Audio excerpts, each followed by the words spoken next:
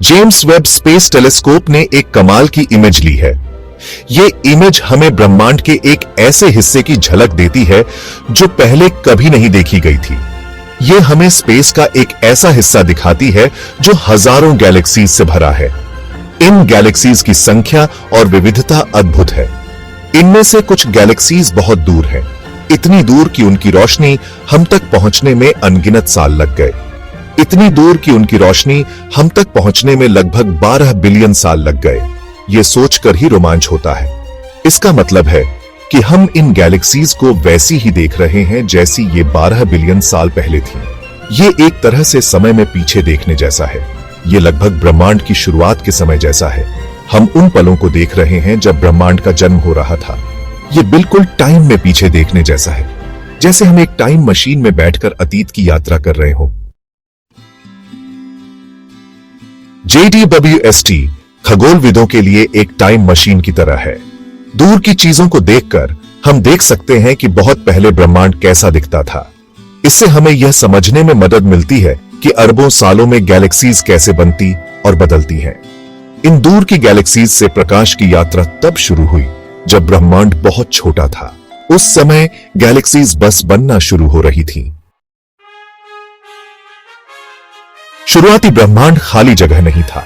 यह एक गतिशील और सक्रिय स्थान था जहां हर जगह ऊर्जा और पदार्थ का प्रवाह था।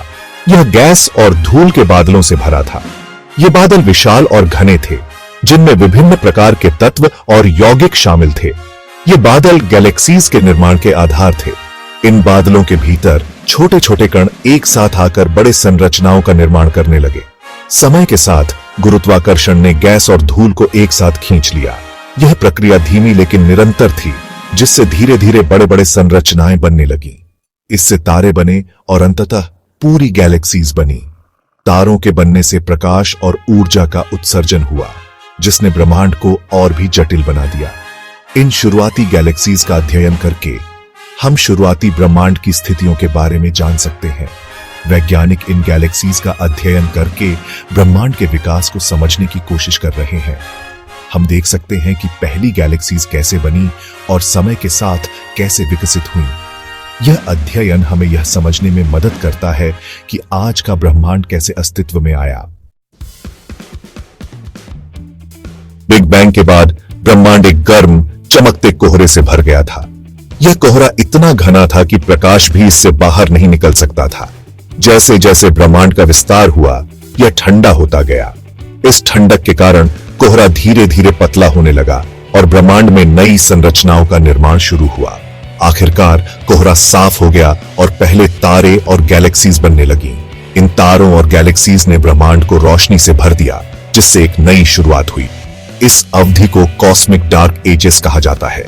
यह वह समय था जब ब्रह्मांड में कोई रोशनी नहीं थी और सब कुछ अंधकार में डूबा हुआ था। JWST इतना शक्तिशाली है कि इन शुरुआती गैलेक्सीज से आने वाली धुंधली रोशनी को देख सकता है।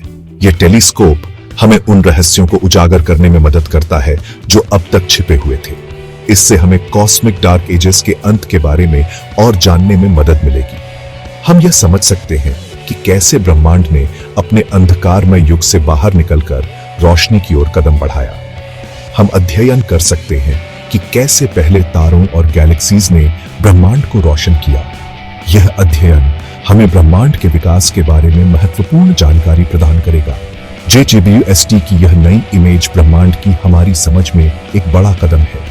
यह हमें उन प्रक्रियाओं को समझने में मदद करती है जो ब्रह्मांड के निर्माण में महत्वपूर्ण थी। यह हमें उस समय की एक झलक देती है जब गैलेक्सीज बस बनना शुरू हो रही थी।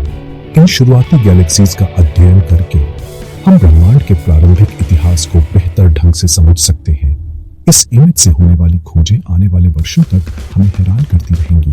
JWST के माध्यम से हम ब्रह्मांड के और भी गहरे रहस्यों को उजागर करने की उम्मीद कर सकते हैं।